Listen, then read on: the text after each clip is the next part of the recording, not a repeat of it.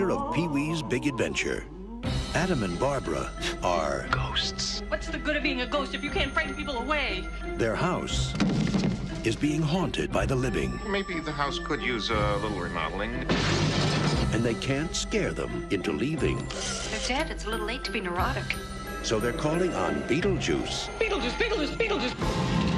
Who's no ordinary ghost. You don't want his help. Can you be scary? What do you think of this? Now, the party's over. You want somebody out of the house? I want to get somebody out of your house. But the fun has just begun. It's showtime.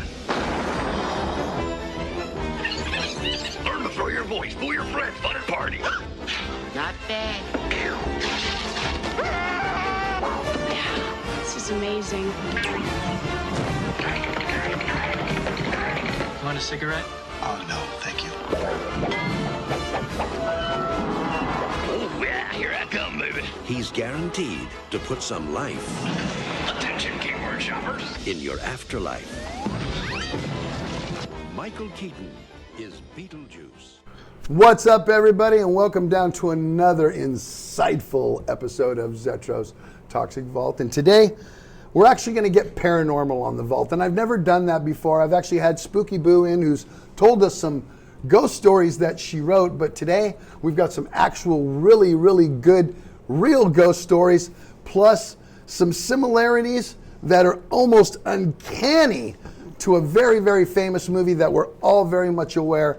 But let me just get right into this. My guest today on the vault is Mr. Jeff Deetz. How you doing, Jeff? Very good. Happy Good to to be have here. you in. Now, Likewise.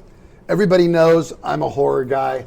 If you look at the Yeah. set, I'm a heavy metal guy, but if you look at the set of my show, everybody knows my motorcycle, my house, my tattoos.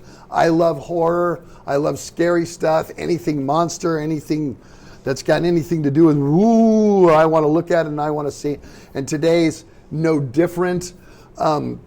This guest today I'm very excited to have, because you do have some genuine ghost stories. Now, you didn't grow up on the West Coast. You grew up on the East Coast. Talk about where you grew up. Well, I was born in Santa Barbara. My dad was a professor of anthropology, so we moved from UC Santa Barbara to Plymouth Plantation, where he was the assistant director and did a lot of archaeology in the area. He taught at Harvard part-time and at Brown University as well. So, and his field of historical archaeology. Archaeology. A lot of the colonial stuff. Correct. Was colonial context. Was his specialty. That's correct. And so which leaves a lot of, there's tons of ghost stories with all. We grew up in it. You know, I guess you did. You talked about very many. I mean, when you were a kid, famous people coming to the house that messed with your father, you know, and you didn't even realize it at the time. Yeah, just people, coming they to were the just, house. You know, my kids say the same thing growing up in the house, you know, being a musician my whole life. When my kids, they didn't, oh, that guy, you know that guy? Yeah, he hangs out with my dad. But how cool was that for you? Yeah. Well, I mean, I have 9 brothers and sisters. At that time, there was 8. So we had a big house, a big Victorian house. A big family. We always had 20 people for dinner, you know, so I learned to cook at a very young age, hence my career as a professional chef. But growing up with a lot of people in the house was just, it was heartwarming, and it kind of relates to being in the restaurant business, because I always have people around me eating and enjoying themselves. So it was an amazing experience to grow up around different cultures, different people, Portuguese, Native American, African American, first freed black slaves. I mean, my dad was in contact with a lot of different people, cultures, and through archaeology and anthropology, we were exposed to not only stories and visual things. We actually got to get in the dirt. We actually, would dig up bodies, or we'd see things in the ground that most people don't get to see. So it was a very 3D, intense childhood, for sure. Morbid?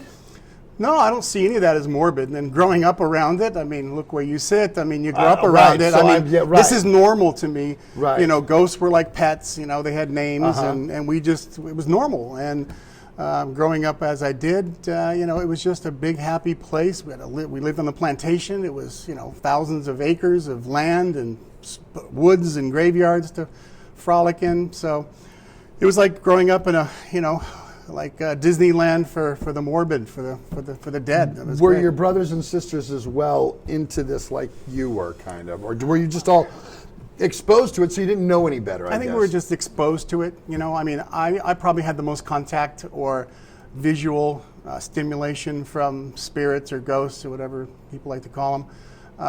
I was really the one that, they would take out in parade, and I would tell the story of, Mr. Gilbert to the people at the party or something. So nobody else saw Mr. Gilbert, and we're going I to was get the into only Mr. one. Gilbert here. Yeah, I was the one that sat and talked to him, and I was probably 5 or 7 years old. So let's go back for a minute. You were born in Santa Barbara. Correct. But how old were you when you went back to Plymouth? Around 5 or 6. Okay, so you were 69. I was 62, so 7. Okay, so 6, 7 years old. Yeah. So very mind just growing at a very rapid rate at that point. Yeah. You're learning a lot of things. You're seeing a lot of things at that moment. And you question nothing. Yeah, exactly. Everything you accept. Everything is real. You know Yeah. what I mean? Sure. And Television, not threatening. I mean, that's Right. Hence my. You don't know that. No, you don't know that. You don't don't know fear that. being kidnapped or these things that you hear as you get a bit older. Right. Life was just a big playground, and Sure. and if you talk to a cat who's running around as a pet, and it's normal. If you have a lizard, a snake. I mean, we had almost 300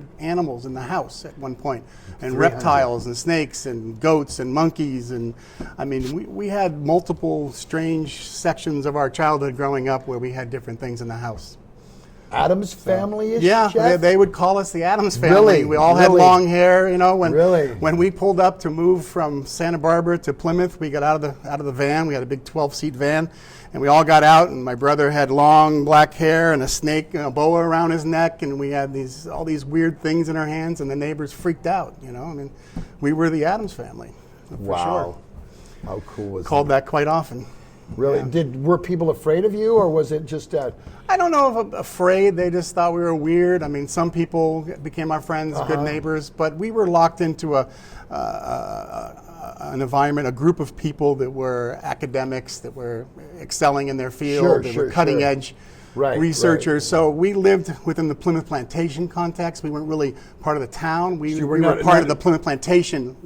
not necessarily exposed to what's going on outside? Just school and stuff, but the teachers would always say, "Oh, your dad's Jim Deetz," or they would call me a girl because I had long hair in front of everybody, or the gym teachers would verbally abuse me because he didn't like us. He was big short hair, kind of military guy. I know that. Things that we could sue that. this day and age. Oh, but, yeah, right. I Back know then, it this. was Right, lots of exactly. abuse and bullying I would get, but I had brothers and sisters, so I always felt safe. That's awesome. Yeah. And you lie where on the pecking Number order? 6. You're number 6, so there's 3 after you. Yeah, there was the older kids and the younger kids. So I was part of the younger kids. I see. Yeah, they broke them into 2 groups. So. Okay, so talk about your first experience with Mr. Gilbert. Mr. Gilbert. Yeah. And how often did that happen?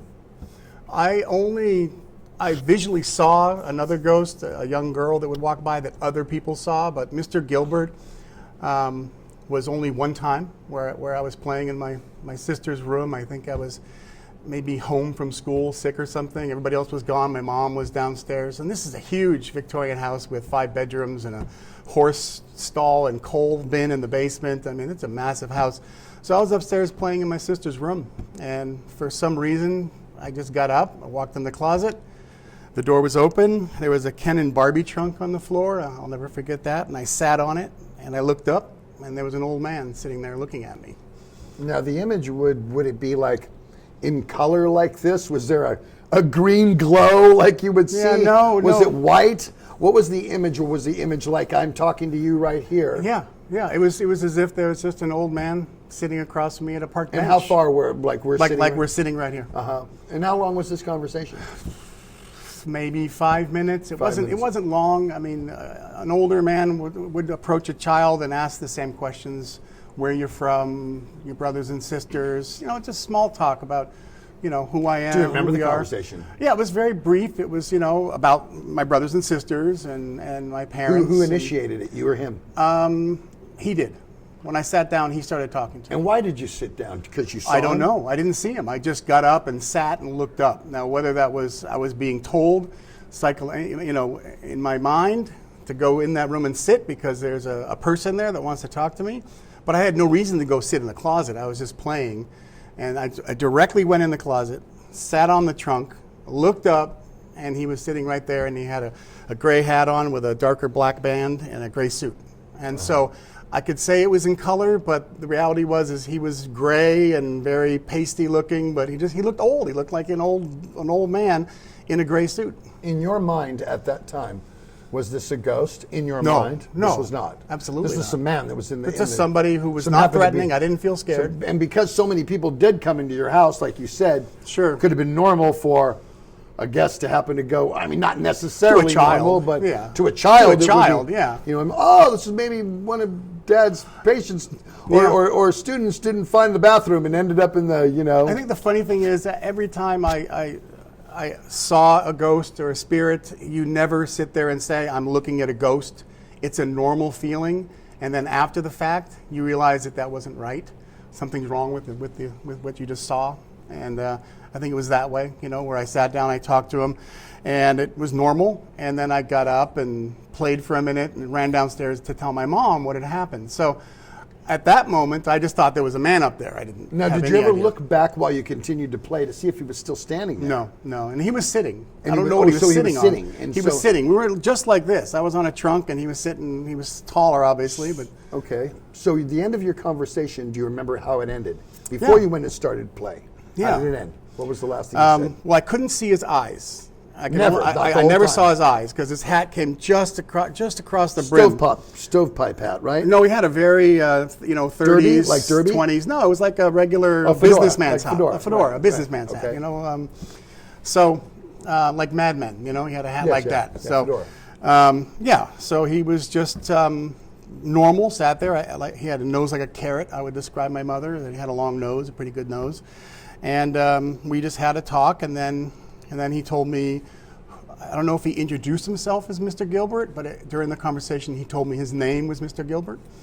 And that stuck in my head. And when I got up, left the closet, I didn't look back in. I didn't think anything of it. I just went downstairs and said, Mom, I just talked to a guy upstairs in the closet. And of course she assumes the worst. There's somebody in the house. There's a pervert or a kidnapper or someone who shouldn't be in the house. So she ran upstairs to search the house. And I stayed downstairs, and she came downstairs and said, there's nobody there. Tell me what happened. So I explained to her the conversation. And at the end of that, I told her that he told me his name. And she goes, okay, what was his name? I said, his name is Mr. Gilbert. So at that point, when my dad got home, my mother talked to him about my experience and what I had seen. And I'm not sure if it was right away or that week, my father had checked with city records and found that Mr. Gilbert lived in the house from the 1880s to the 1920s, which would be about right. And so obviously when you have an experience like that and someone gives you their name and then you find out they lived there 100 years prior, or whatever it was at that point, you accept that you've just had a conversation with a ghost because there's no other explanation. What old guy's going to come up there, sit down, tell you a story, give a name of somebody who used to live there, and then run out the door and hide and leave this with my, Again, you're 7 years old? Yeah.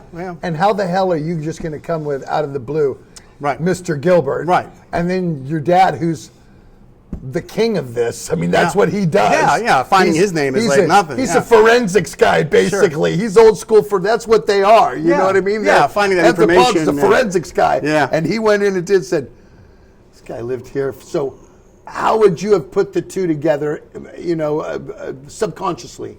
So that's why it gives it so much. That's why when I was told that's why it was very fascinating to me. And it continued for you as well. It did. Now, did you have any other experiences with Mr. Gilbert? Maybe not talking to him, but seeing him? No, we always felt there's different things. In the house, there was, we had several ghosts. One was called Bayberry because my mother would search the house when she would smell bayberry candles burning. She always thought the house was burning down, so we would search the house up and down, and we would smell bayberry in the walls, but we couldn't get it out. So we just attributed that to a spirit called, Bayberry. Did that have any validity to it? Did anybody I could. out? No, nobody saw There him. was Nobody no- proved it. But so that was nobody just could part say of our that, folklore. there Yeah. was- That's your yeah, typical ghost story. Mr. that you hear. Gilbert's wife loved Bayberry. Yeah, and I mean, so who she's- knows? Yeah. You know what I mean? That Yeah, kind of and thing. bayberry bushes grew outside in the yard, Oh, I so God see. knows if the wind was right and it traveled into the Right. basement and up into the walls, and my mother's, ultimate incredible nose for smelling things that aren't there, So, but we grew up Mr. Bayberry, and then we had a guy, we would say Mr. Shade, every time the shades would roll up and go, when we'd walk in a room and stuff. So we just playfully identified things that happened to a certain ghost. But Mr. Gilbert was was the primary spirit that we felt was in the house, because we confirmed it. We confirmed that there's Mr. Gilbert there. We knew he lived in the house, and later as we did a little bit more research, and then recently when I met Chris and told him the story, because I didn't really only tell people that I maybe customers at the work for fun or little stories here and there. I never really dug into it. Him and Shane are into it, believe me. I never really dug into the background very much, believe it or not. But we found out that this is about 10 years ago, my sister sent me a newspaper clipping from the Plymouth Gazette or something. And there was a picture of Mr. Gilbert. And I'm trying to find the picture. Hopefully I can find it before this airs. There's a picture of Mr. Gilbert. We're not going to air this until we find the We're going to find this for sure. We've got to find this picture, but it may be easier than we think, because as it turns out, Mr. Gilbert owned a trout farm. And me and Chris and his girlfriend, so terrible with names, forgive me for that, Shayna, amazing, talented woman, we were sitting in the Ole's Waffle House in Alameda, and we're talking about the story, and we get on our phones, and then we start looking it up, and there's still the Gilbert Trout Farm in near the Plymouth area. Maybe it's in Duxbury or somewhere around Plymouth. It sold in the late 20s, early 30s to another family, but it's still called the Gilbert Trout Farm. And that's about the right time. And as we found out that Mr. Gilbert passed away in the late 20s, and this photograph, this newspaper clipping my sister sent me, was a man his age that looked just like the guy I talked to, with the hat on, with the suit on, as Mr. Gilbert. We need this picture, farm. Chet. We want that. The viewers want this picture. I want the picture too. My sister's doing a little bit of health issue right now. I'm trying to prod it from her, but I have to be gentle. But I will do my best to get the picture. Okay. But the Gilbert Trout Farm still exists, and since then, the house we grew up in has been called the Gilbert House, 1888. There's a plaque on it the city put there as a national landmark. monument So now now it's like a monument. It's like the Gilbert House, 1888. Can you tour it? Yeah, well, you can't. It's private residence, Oh, but you can walk around, but you can knock, but you can't go into it. You can't go in. Is anybody actually living there? Or yeah, people are living there, and they put up with us little family reunions every now and then. We go there and we take pictures of 1976 or somewhere around there, 78, of the whole family sitting on the porch, and then you do it one again. a couple years ago. Right. So I have those photographs. I'll supply cool. those to you of us sitting there and how we've grown up and changed, sitting on the steps of the Gilbert House. But all that leads up and just validates again over and over that I sat there and I talked with a ghost. And so you can not believe in ghosts, believe in ghosts. I mean, there's a lot of cultures that ghosts are as normal as your mother and father. They're ancestral. My wife is Vietnamese. Ghosts are normal. They accept them.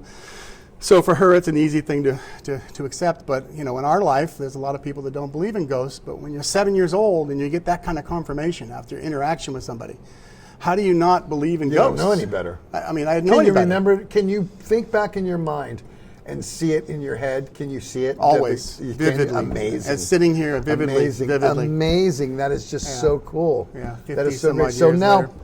you also had another ghost running around the house. You said there was a little girl that... There was a young woman, black hair, white gown, and we had different students, and that will lead up to how I think the connection to the film. There's a lot of students that would be around my father, and some would, be grad students, and they'd be more close to the family, and they'd stay over, or they'd watch the house when we went on a trip or something. And there were several people that would do that, and they would see the same thing, a young woman in her late teens walking by the foot of the bed and going downstairs. And it would happen a couple times a night, and they would see it, and in the morning they would come to my mom and say, hey, someone was sick last night. So, was one of the girls okay? I mean, I saw her kept walking by my bed, and nobody was sick, nobody has a white nightgown, and I've seen the same ghost walk by my bed. And I think that's the only time where I felt scared, because at that point, Mr. Gilbert was already established, and we knew the house was haunted. But this girl that would walk by, it wasn't my sister, so I would just, hide under the covers and just pretend like it didn't happen.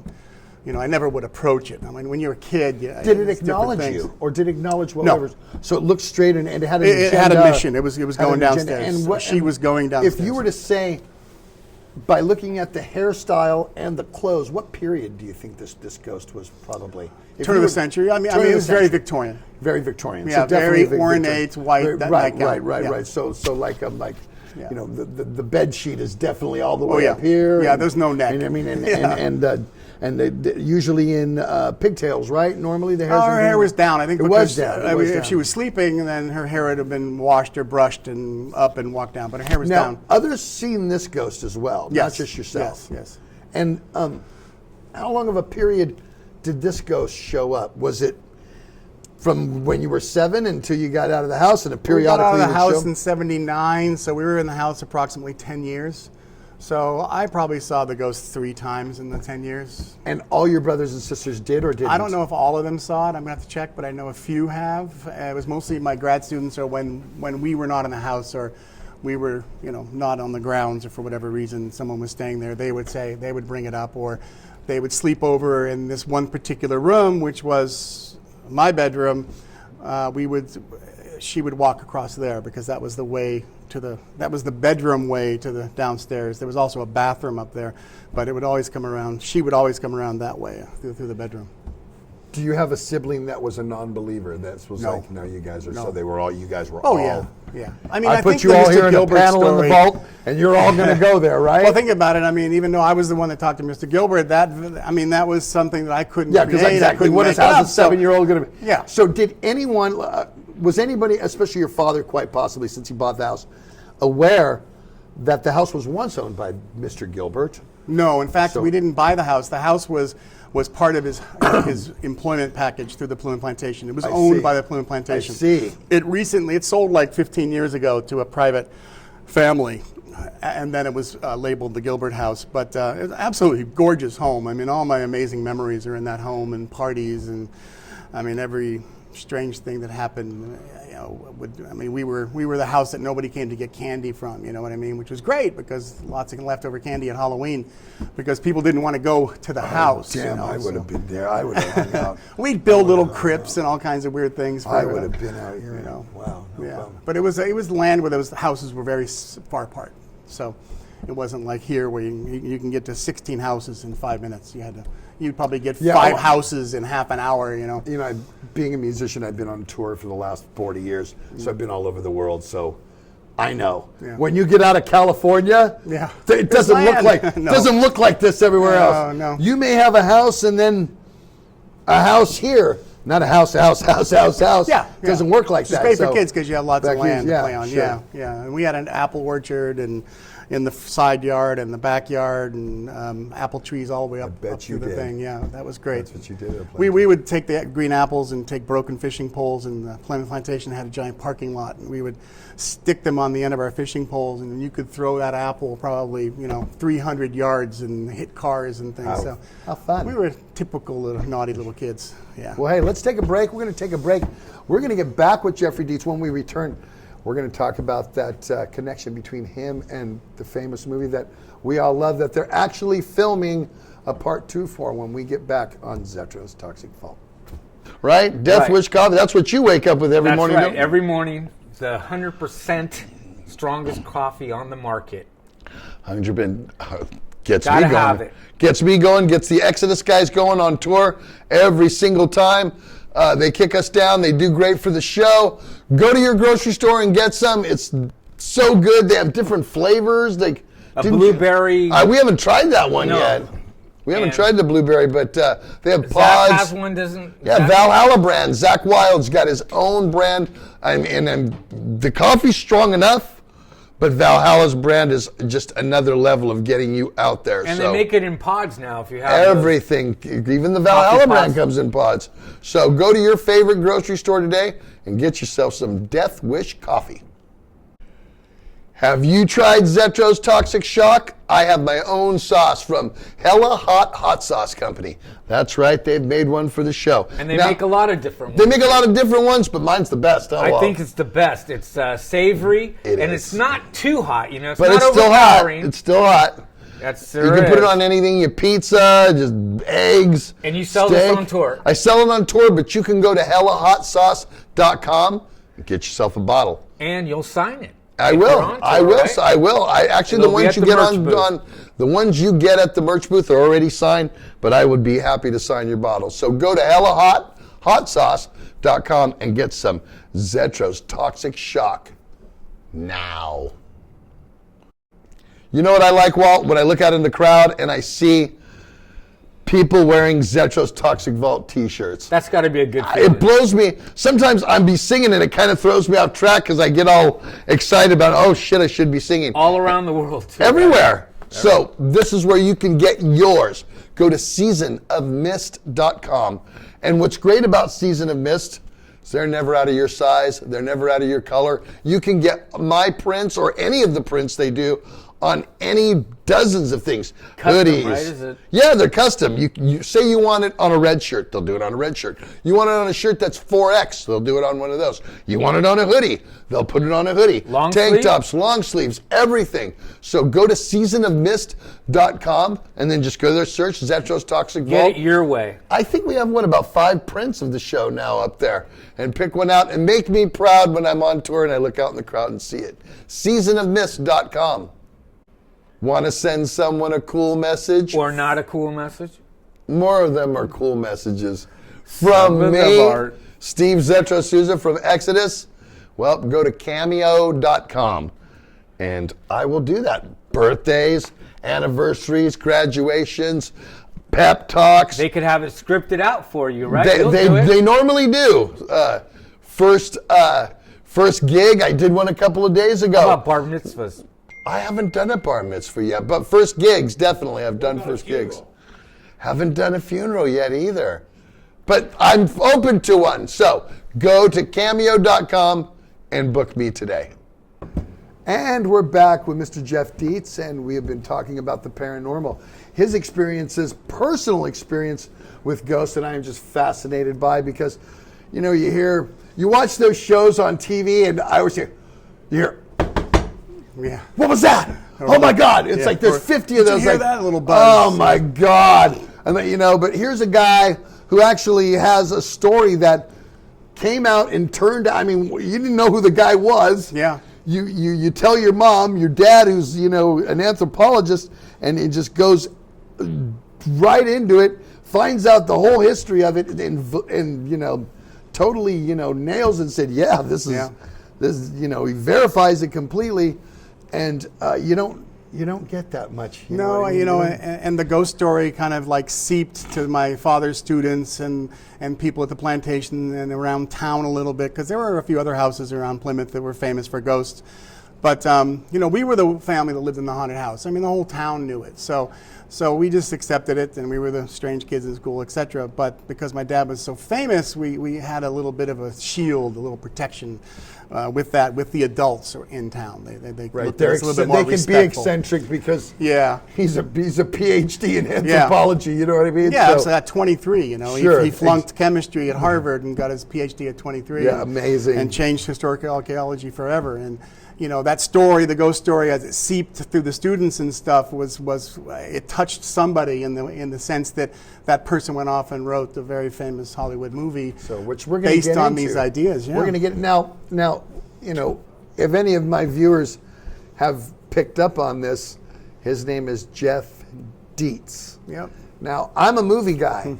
When my friend told me about him and told me about the connection, it nailed me right away. So, talk about all the similarities, the coincidences that your family has with the movie Beetlejuice. Right. Because if all of you guys know, in the movie, the family's name is Deetz. She's Lydia Deetz, and it's spelled the exact same way. Deetz. Which is, again, we've talked Unusual, about not normal. Deetz, I've seen Deetz before, and that you can spell names a certain way and pronounce them. Right. But normally Dietz or Dietz. Right. That's the more common of an uncommon last name.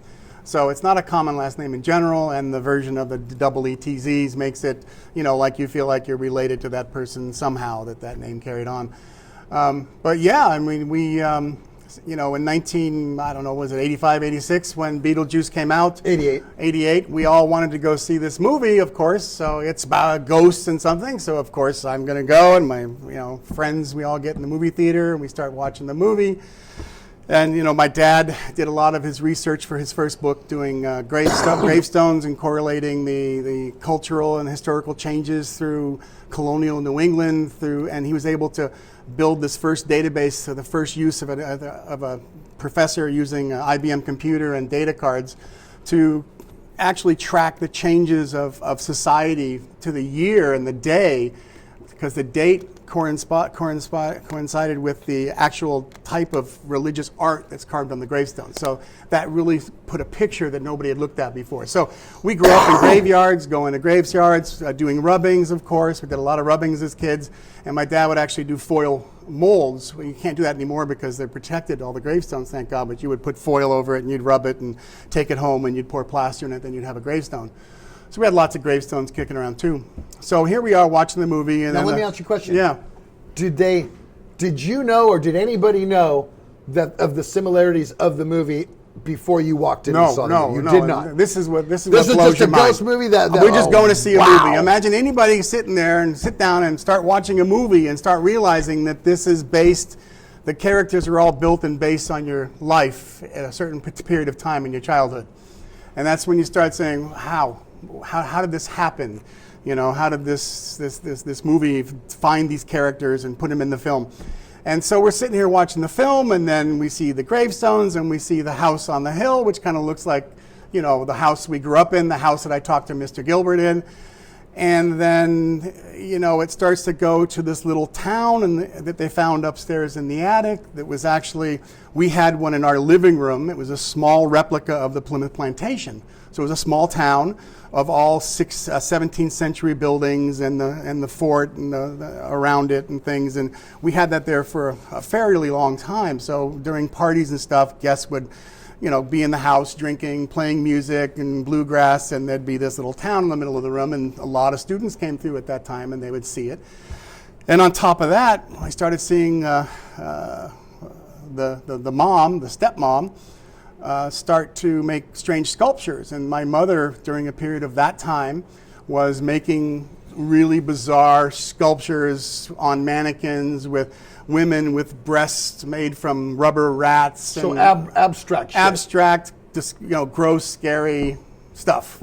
And so she was in this little phase of making strange sculptures. And they were later put in the basement, and the neighbors would come over and look through the storm windows and look through these little glass slits into the basement and see all these, you know, monsters that were down there. So you start seeing this together, then the Deetzes, and then it starts going, okay, this is a little bit weird. And of course, it's got nothing to do with Beetlejuice and that kind of stuff, but developing the characters that moved into this house and bothered the ghosts, you know. So here we are moving into the Gilbert house in 1968 or whatever it was, and the ghosts starting to interact with us and mess with us. So I think that story was out enough to where one of the students turned out to be Michael McDowell, who wrote the screenplay, was in Boston, and he probably took some classes from my father either at Harvard or he was down at Plymouth Plantation doing some work, doing some classes. So he was obviously somebody who'd been around my father at some point during that period of time. And I think later when he wrote the story, he was building the characters from what he saw and learned at my house. Do you think he was paying respect to your dad by giving you the name? Oh, absolutely. For me, exactly. I would be very flattered. It was absolutely. I had a little piece of Hollywood that I didn't have to believe me, that I'm sorry, but a very close piece of Hollywood. I mean, that was not done by coincidence by any way, shape, or form. Yeah. Jeff, that was this guy put this together. Now, do you remember that? Do you remember Michael McDowell as your father's student? And do you know if he ever came and saw your mother's sculptures, or actually even seen the house? Or were you so naive to so many people coming, he could have been one of the faces? He could have been one of the faces. My older brother possibly would remember him. But again, there were so many people coming through, and we didn't hide anything. The house was, you know, an open book. People could walk around the house and go in the basement, or, you know, we had, you know, Hopi Native American paintings on the walls, you know, with turquoise glued to it and things to celebrate, basket weaving, rugs. I mean, our house was like this, you know, 3D playground for students and people. So let me put this back together again. You're halfway through the popcorn, you're whacking on the milk duds, and you're looking at your siblings going, yeah, this is pretty fucking close to us, don't you think? Yeah, I mean, was it like that? Did you guys all go together, or did I don't know if I was with my brothers. Or did you have to come home and go, Mom, Dad, you guys got to go see this flick? Because I don't even think it was to that extent. I really? I think it was more, as I remember watching the film, we talked about it, but you didn't have the internet back then. Doing research on how that movie came about wasn't really something you could do, right? You couldn't Google thing and this guy. I mean, basically, see my lazy ass. You go down give to me convenience or give me death. You know what I mean? Yeah, you have to go down and look at microfilm or something, or try picking up the phone and cold calling people. Yeah, so it really wasn't there, and over time, the curiosity to dig into it was gone. Until I met Chris, recently, was kind of gone, and I just held it as a story that I would, blow people's minds. Hey, you guys ever hear the movie Beetlejuice? They go, oh, that's my favorite movie in the world. I mean, the reaction you get from people in Beetlejuice makes me so proud, because it's not like some lame movie they have to go, oh yeah, I think I saw that movie. Really? It was based on your family? Yeah, okay, whatever, dude. This is like Beetlejuice. Are you kidding me? And I would tell them the story. I tell them about the little town. I tell them about talking to the ghost. I tell them about the sculptures and the house, and it was black and white. They could see that this was developed. The characters were developed and based on my family. And my dad was so well loved by his students. I mean, he was really a shining star in his field that students were just completely, he was like a rock star to them. And so having a student, do that and write a story about your family and the name made sense to us, because we had a very unusual, very glamorous childhood that touched a lot of people.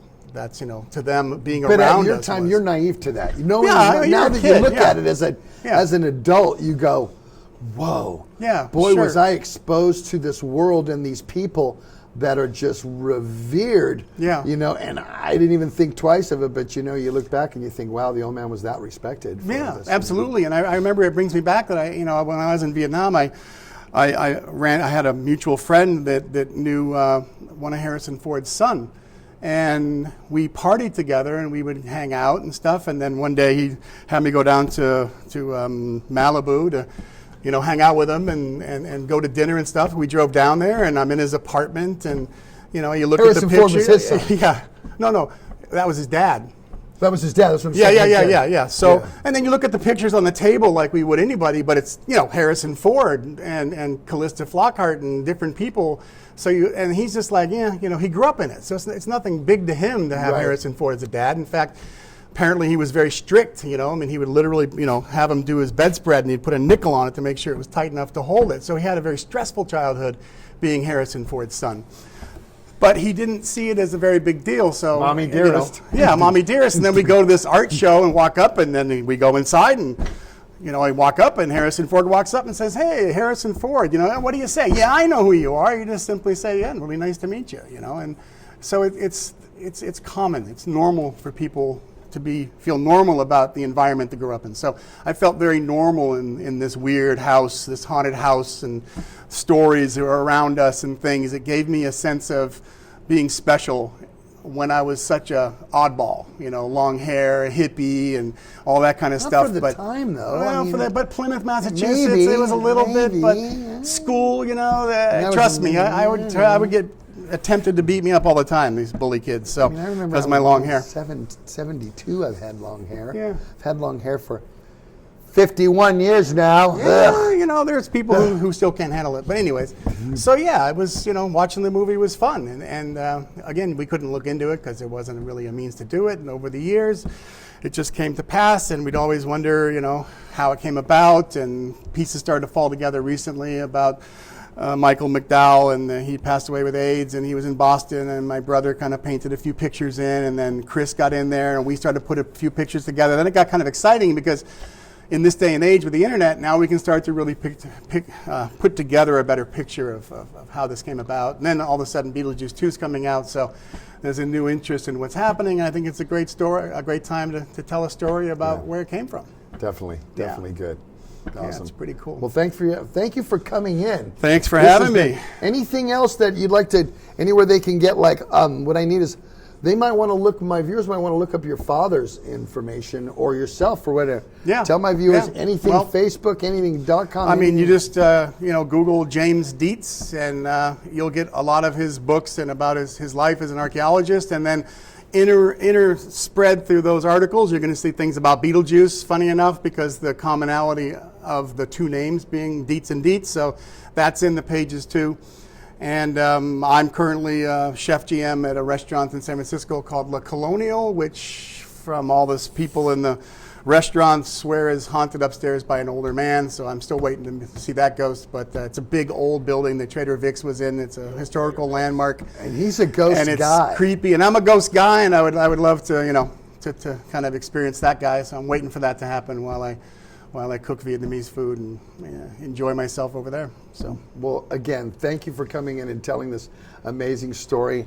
Yeah. You guys, let me know. Do you have any experiences where you had ghosts and you were in a house that you didn't have to be in Colonial or wherever, and you talked to a ghost? Let me know. Obviously, look up some of his stuff and check it out because the similarities are the best. And I actually looked up some of his father's stuff, and it's very interesting, the things that he uncovered and discovered and stuff, because our American history is very like a big shell. But when you get on the inside of it, man, there's some really cool stuff that happened that went on. I mean, it's one of his most famous books, and it's in the title. It's In Small Things Forgotten. Right. It's the small things that tell the true story of life, and everything else has been built and bent and customized to fit a particular storyline that the wealthy white men want to portray. So when you crack that shell, you realize that normal people are under there, and life is very,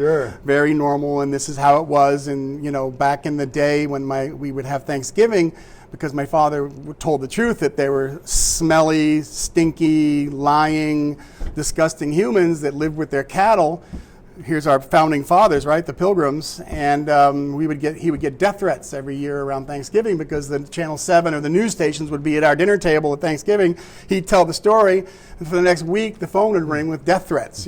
So I mean, he really nobody wants to know the truth, Jeff. Nobody wants to know the truth. Nobody wants to know the truth. We'll tell it here, and I always that's what we do here on the Vault. It's only the truth. Yeah. So again, you guys know what to do. I want to hear all the comments and what you think of this type of episode, because again, we've never had anybody paranormal in, but I was very riveted this whole thing. I hope you guys were too, and maybe we can have you back again some other time. We can get some. I've met some other ghosts. Not met, but there's lots of things. There's more ghosts to meet. Get into it, And we'll obviously see you guys once again on another episode of Zetro's Toxic Vault. Remember to subscribe. Remember to share this, because that tells YouTube that we're doing something cool here and people do like what we do. So with all that being said, we'll see you next time on another episode of Zetro's Toxic Vault. See ya.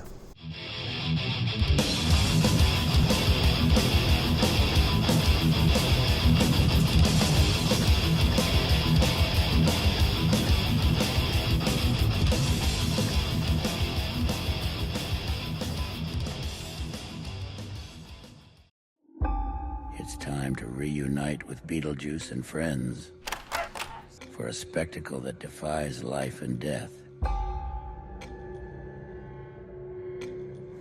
Death isn't the end.